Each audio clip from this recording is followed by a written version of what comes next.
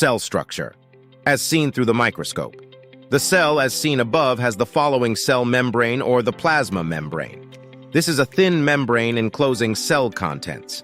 It controls the movement of substances into and out of the cell's cytoplasm. This is a jelly-like substance in which chemical processes are carried out. Scattered all over the cytoplasm are small structures called organelles, like an animal cell. The plant cell has a cell membrane cytoplasm and a nucleus. Cell vacuole plant cells have permanent central vacuole. It contains cell sap where sugars and salts are stored, cell wall. This is the outermost boundary of a plant cell.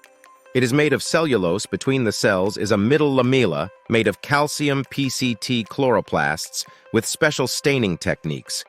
It is possible to observe chloroplasts. These are structures which contain chlorophyll, the green pigment responsible for trapping light for photosynthesis. Hi guys! If this is the first time you've come to my channel, please go down the bottom, hit that subscribe, and turn on all notifications so you can get notified every time I post a brand new video similar to this. Keep watching.